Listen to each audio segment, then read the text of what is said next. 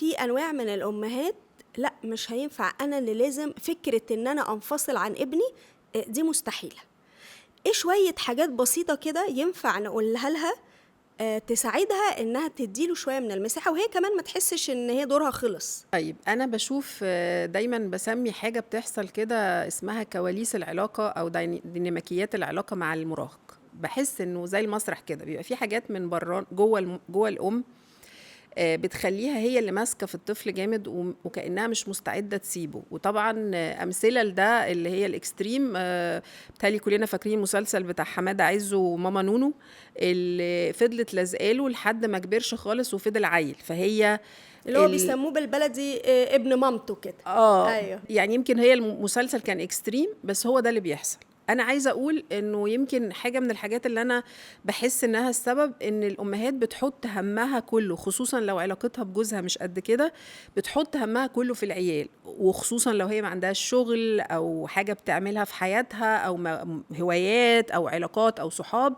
كأنه كل همي، عارفة زي اللي بيحط شقة عمره كله في البنك مثلا أو في ريان، فهي بتحطه في عيالها وبتبقى حاسة هو كل حاجة أنا او ما بصحى عندهاش حاجه تانية، عشانه. هي مش بتشتغل، بالظبط. هو دي الحاجه اللي شغاله وقتها.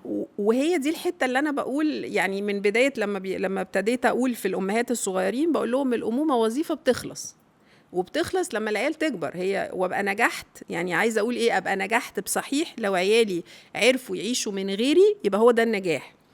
فاني بغشش الامهات اللي بتجيلي اللي بالنوعيه اللي انت بتحكي عنها، اللي هم العيال حياتهم كلها بيصحوا يناموا عليهم وداخلين في كل تفاصيل حياتهم، فمش بيسمحوا بهذا الانفصال.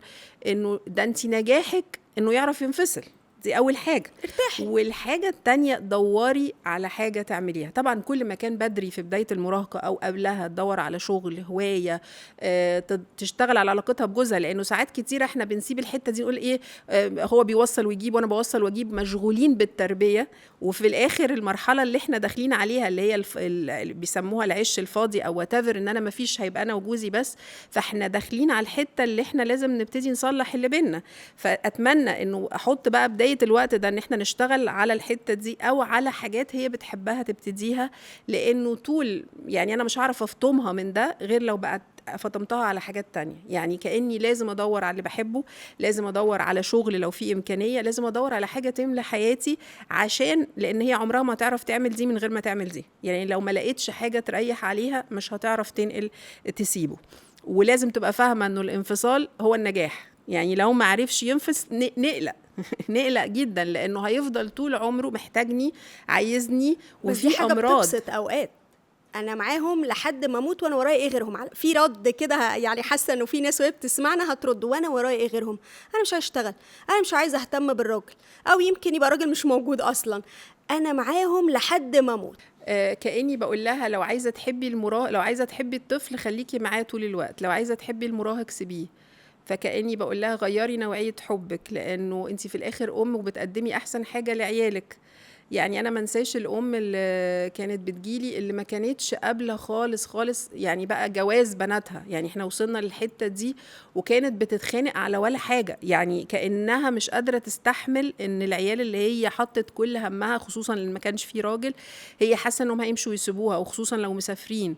فكأنها من غير ما تقصد هي بتربط العيال وبتخنقهم، سواء بالإحساس انه رجعولي، انا بسميها ام الكريدت كارد، اللي هي دفعت وعايزة تاخد اللي دفعته. انا بقول، والكلام اللي انا بقوله انا عارفة انه بيضايق، الامومة اختيارنا احنا ان احنا نكونه، فاحنا يعني هو ليه طعمه وليه تمنه. وفي رأيي أصعب لحظة في الأمومة هي الانفصال، لأنه احنا مش بنتكلم إن احنا مش هنتكلم مع بعض، احنا بنتكلم على نوع معين من الخصوصية، أو إن أنا أسمح له يبقى له حياته بعيدة عني وينبسط بعيد عني، ويبقى له اختيارات اللي ممكن تضايقني في وقت، واللي ممكن أبقى أنا مش في المعادلة أصلاً.